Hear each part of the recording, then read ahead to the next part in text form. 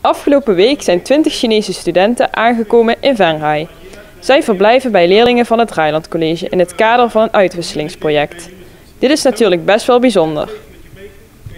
Nou, we zijn eigenlijk op het idee gekomen door een middelbare school in Roermond. Die deed eigenlijk al jaren uitwisseling met Chinese scholen. Wij op Draailand hebben eigenlijk altijd alleen maar uitwisselingen met Europese scholen. En dachten wij, misschien is het een keer leuk, de wereld is groter dan alleen Europa, om ook een uitwisseling buiten Europa te plannen. De studenten verblijven eigenlijk allemaal bij Nederlandse gastgezinnen. En het idee is dat deze Nederlandse leerlingen ook in mei naar China gaan en dan bij de Chinese gastgezinnen verblijven. En de leraren verblijven allemaal in een hotel in het centrum van Venray. Deze uitwisseling is natuurlijk niet alleen leuk, maar ook erg leerzaam voor de leerlingen. Nou, sowieso de cultuurverschillen. Want je hebt natuurlijk op het eerste oog zie je vaak andere kleding, andere eetgewoontes. Ook de culturele verschillen te ervaren. Chinezen zijn bijvoorbeeld denk ik heel erg een hiërarchie. En sommige mensen zijn echt hoger dan anderen. Ze hoeven minder individueel na te denken. Dus ze merken bijvoorbeeld ook heel erg als ze keuzes geven, dat ze zoiets hebben van wat jullie willen. Want ze zijn eigenlijk niet gewend om daar zelf over na te denken.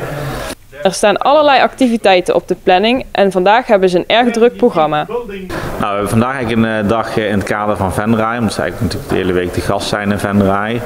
Dus we zijn vanochtend begonnen op 2 basisscholen. We hebben de groep in 2 groepen gesplitst. Een deel is naar Merslo gegaan, naar basisschool De Lier. En een deel is naar de Kruutwis gegaan.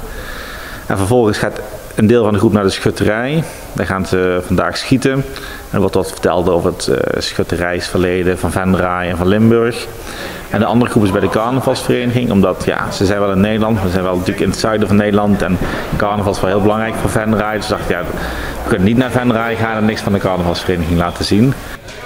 Diede, een van de leerlingen van het Draailand College, vertelt over wat ze deze week allemaal hebben gedaan. Zondag zijn ze aangekomen en toen hebben ze opgehaald bij Asteria. En dan heb je zondag zelf wat met je uitwisselingsstudent kunnen doen. En maandag hebben we op school een beetje kennis gemaakt, de school laten zien en ook wat vrije tijd gehad. Dinsdag zijn we met z'n allen naar Brussel en naar Aken gegaan en zijn we naar het Europees Parlement geweest en zijn we met hun gaan shoppen, zeg maar.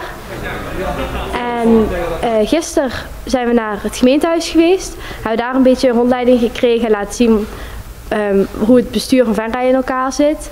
En daarna zijn we recepten uit gaan zoeken en hebben we boodschappen gedaan en zijn we met z'n allen gaan koken. We zijn erg benieuwd wat de Chinese studenten van de carnaval vinden, na wat ze vandaag allemaal gezien hebben bij de bouw van de Prinsenwagen van de Pielhaas. It's amazing and I think it's like magical. And in China have some festival like this, but have some differences. But I think it's very amazing and magical. Yeah. De leerlingen van het Draailand College gaan ook de cultuur van China ontdekken en verblijven daarom in 2018 een paar dagen in China. We gaan 19 of 20 mei, dat geeft precies hoe de tickets zijn, vliegen we eerst naar Beijing. Dan verblijven we eigenlijk 1 dag in Beijing. Overnachten we in Beijing, bezoeken we de verboden stad, de Chinese muur. Dan gaan we vervolgens met de nachttrein naar Ordos. Dat is ongeveer 15 uur met treinreis, dus dan kunnen de leerlingen slapen in de trein en dan worden we in Ordos opgevangen. Dan verblijven ze daar 6 dagen. Dan gaan we vervolgens terug naar Beijing. 2 dagen Beijing samen even weer op aarde landen, zeg maar, en dan terug naar Nederland.